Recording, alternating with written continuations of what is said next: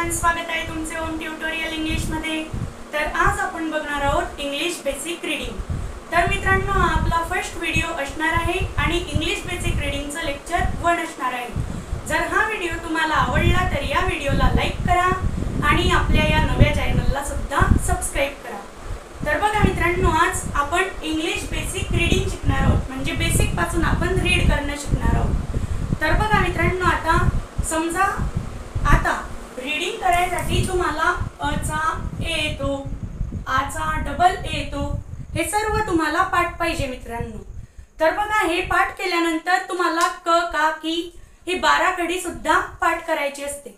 तर बघा मित्रांनो, जसा क चा के येतो आणि त्याला पहिली विलांटी लागली म्हणजे पहिल्या विलांटीचा काय येतो, आ येतो पहिल्या विलांटीचा। दुसऱ्या विलांटीचा काय येतो, डबल येतो।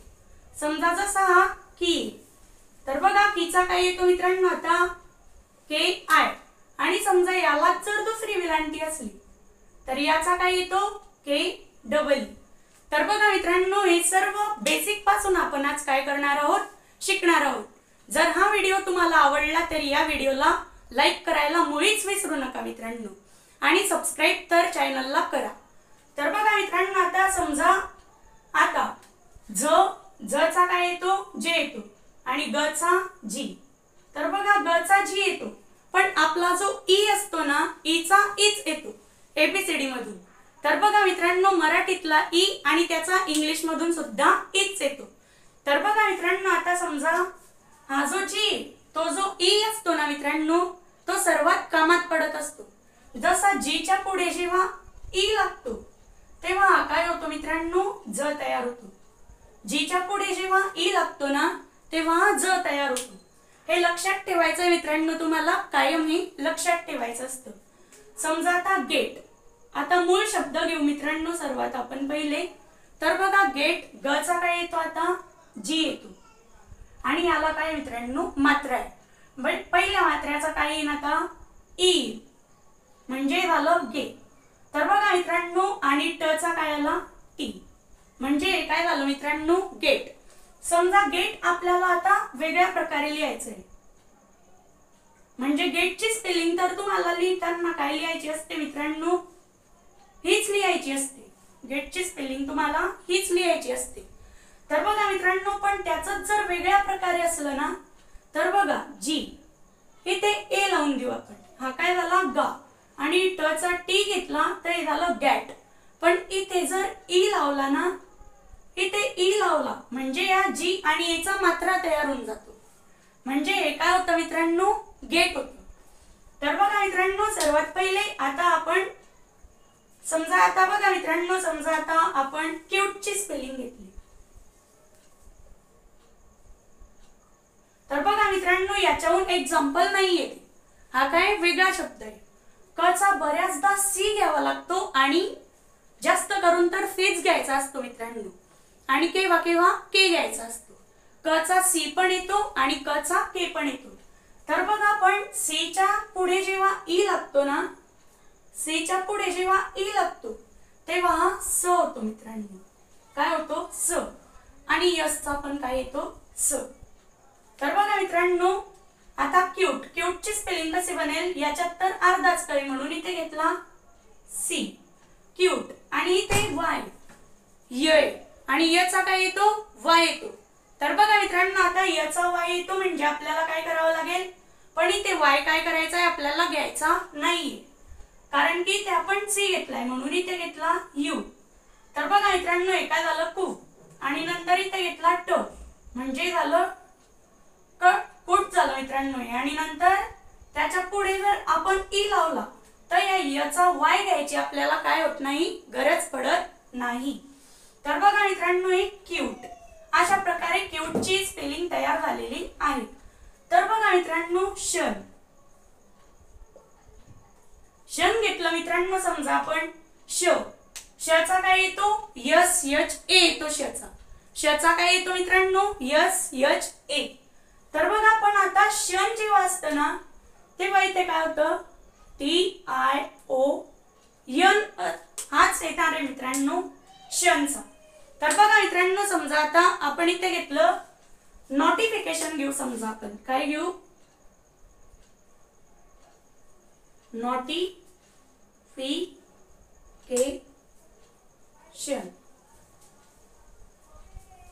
तर बघा मित्रांनो आता नोटिफिकेशनची स्पेलिंग काय येईल? न चा काय आला? यन आला. तर बघा मित्रांनो आता नो, तर इथे ओ घ्यावा लागेल मित्रांनो. ट, तर बघा मित्रांनो हा ट चा टी आला. हे काय झालं? नॉट. समजा याच्याच पुढे जर आपण ई लावून दिला ना तर हे नोट होईल, कारण की नोट. तर बघा मित्रांनो नोट का होईल? कारण की याच्या पुढे ई लागलेला आहे. ओ जेव्हा लागत असतो तेव्हा त्याचा ऑच धरावा लागतो, म्हणजे झालं नॉट. आणि नंतर दुसरी विलांटी, याचा काय आला? आय आला, कारण की तो शब्द दुसरा आहे म्हणून दुसऱ्या विलांटीचा डबल ई न घेता आपण आय घेतला. फ, फ चा काय आला? यफ घेतला. पहिल्या विलांटीचा काय आला मित्रांनो? आय आला. आणि नंतर क, क चा इथे सेच घ्यावा लागणार आहे, कारण की त्याला मात्रा दिलेला आहे. क आणि नंतर मात्र्याचा ए घेऊन घेतला आणि नंतर मात्र्याचा ई येतो, पण पुढे आपल्याला शन, शचा एस एच ए लावायचा आहे का? नाही, शनचा टी आय ओ एन लागतो. हे तुम्हाला लक्षात ठेवून घ्यायचंय मित्रांनो. काय? तर बघा मित्रांनो के, म्हणून इथे ए घेतला आणि नंतर शन, शनचं काय आलं? T I O N. तर बघा मित्रांनो म्हणजे झालं नोटिफिकेशन. तर बघा मी तुम्हाला सांगितलं होतं जीच्या पुढे जेव्हा ई लागतो तेव्हा हा काय होतो? ज होतो. तेव्हा हा काय होतो? ज होतो. तर बघा मित्रांनो आता समजा त्याच्याहून आपण एक्झाम्पल घेऊ. विलेज. तर बघा मित्रांनो विलेज, व चा काय आला? व्ही आला आणि पहिल्या विलांटीचा आय आला. विलेज. तर बघा मित्रांनो ल ला डबल यल येतोय, कारण की ल आपल्याकडून डबल यल उच्चारात बोलला जातोय, म्हणून इथे घेतला डबल यल. आणि नंतर ज, ज शेवटचा असला की त्याला जे न लावता जी ई असं लावायचं असतं. तर बघा मित्रांनो आता विलेज, तर आणि म्हणून इथे ए लावला, कारण की इथे आपण डबल यल घेतलेला आहे आणि जे चा ज न घेता, ज चा जे न घेता आपल्याला जी ई लावायचा आहे, तो शेवटचा असल्यामुळे, म्हणून इथे जी ई लावला. इथे जी ई येत असल्यामुळे इथे ए लावला मित्रांनो आपण. कळलं? तर बघा मित्रांनो आता आपण पुढे जाऊया. तर बघा मित्रांनो आता एवढं झाल्यानंतर आपण स्पेलिंग तयार करून पाहणार आहोत. तर बघा मित्रांनो आताच व्हिडिओला लाईक करून घ्या आणि चॅनलला सुद्धा सबस्क्राईब करा. तर बघा मित्रांनो आता डेंट, ड चा काय येतो? डी येतो. आणि नंतर मात्रा, मात्र्याचा काय आला? ई आला. आणि नंतर अर्धा नये त्याचा सुद्धा यन घेतला, पण त्याच्या पुढे ए लावायचा नाही, कारण की तो तिथे काय दाखवलेला आहे? अर्धा न दाखवलेला आहे, म्हणजे तो तिथे काय झाला पाहिजे? जोडलेला दिसला पाहिजे. तर म्हणजे ट आहे की नाही, त्याचा काय आला? टी आला, म्हणजे झालं मित्रांनो डेट. तर मित्रांनो जाऊया पुढे. तर पुढचं आपण घेऊ स्टुडंट.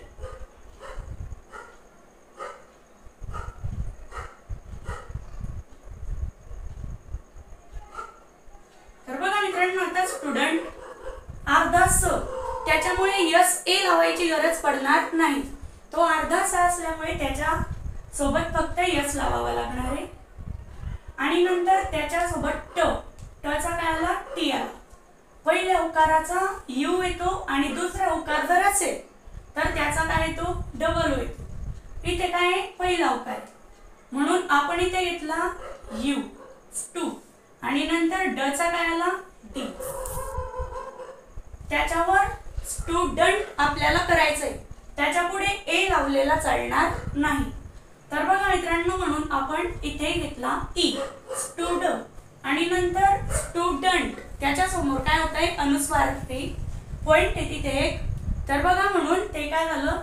तिथे यन चा उच्चार लागतोय, म्हणून इथे आपण यन लावला आणि ट चा काय आला? टी. तर बघा मित्रांनो आता पुढची स्पेलिंग आपल्याला काय दिलेली आहे? फ्रीडम घेतलं समजा आपण, थोडस मोठ्या अक्षरात लिहितो.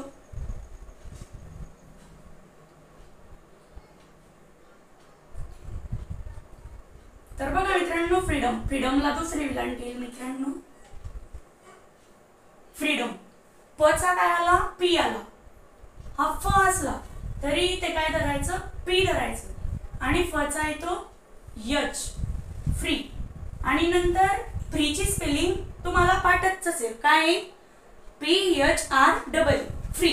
तर बघा मित्रांनो, आता दुसरी विलांटी असल्यामुळे तिथे आर येईल आणि त्याच्यासोबत आरचा उच्चार लागतो. हे असलं म्हणजे तिथे आर द्यावा लागतो, फ्री. कारण की तिथे काय लागत होता, आरचा उच्चार लागत होता. दुसऱ्या विलांटीचा आला डबली, डम, फ्रीडम. तर बघा मित्रांनो, आता डचा डी आला, तिथे ए लावावा लागणार नाही कारण की पुढे फक्त एकच अक्षर उरलेलं आहे, फ्रीडम. आणि त्याच्यासोबत थोडासा डोचा उच्चार होतो मित्रांनो, त्याच्यामुळे तिथे लावला ओ लावला आणि मचा काय आला, यम आला. म्हणजे काय झालं मित्रांनो, फ्रीडम. तर बघा मित्रांनो, पुढची स्पेलिंग घ्यायच्या आधी आपल्या व्हिडिओला तुम्ही काय करा, लाईक करा मित्रांनो. तर बघा पुढचं स्पेलिंग घेऊ आपण सबस्क्रायबर.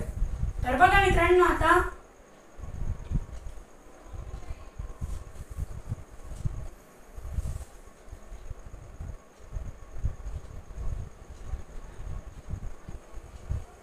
सबस्क्रायबर.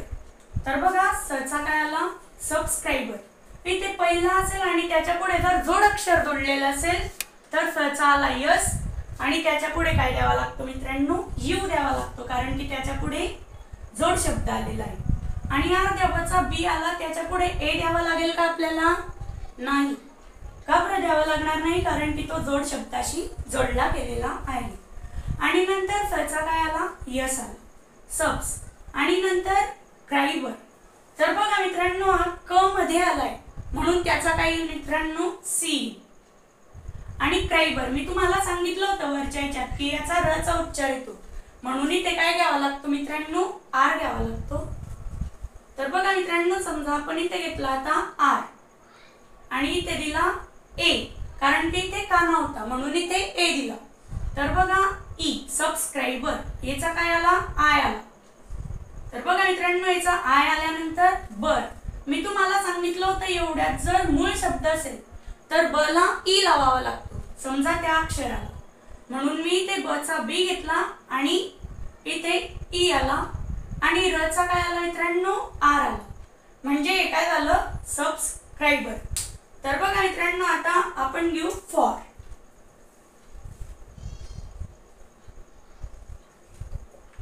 फॉर घेतलं समजा आपण, तर बघा मित्रांनो, फॉरचा आता कसं येईल, फचा यफ घेऊन घेतला कारण की फचा यफ येतो. तर बघा मित्रांनो, फॉर घेतलं समजा आपण, तर बघा आणि फचा काय येतो, यफ येतो. कारण की बघा फचा यफ येतो पण आपल्याला पीएच का वापरावा लागतो, तर बघा कारण की तिथे उच्चार तसे असतात. आणि फ्रीडम. तर बघा मित्रांनो, फॉर फचा काय आला, यफ आला. हे जे त्याचा ओ घेतला कारण की हा जो कॉमा आहे त्याच्यासोबत ओ घ्यावा लागतो आणि नंतर र चा काय आला, आर आला. म्हणजे झालं फॉर. तर बघा मित्रांनो, हा कॉमा नाहीये, सॉरी. तर बघा याला फक्त अर्धा चंद्र म्हणायचं. तर बघा फॉर म्हणजे काय, फॉर परत एकदा सांगतो मित्रांनो, फचा काय आला, यफ आला आणि नंतर इथे काना होता आणि वरती फॉ म्हणजे तो काय आला, ऑचा उच्चारात येतोय म्हणून इथे ओ लावला गेला आणि नंतर र चा काय आला, आर आला. म्हणजे काय झालं मित्रांनो, फॉर. समजा आपल्याला काय घ्यायचंय आता, ब्लॅक बोर्ड.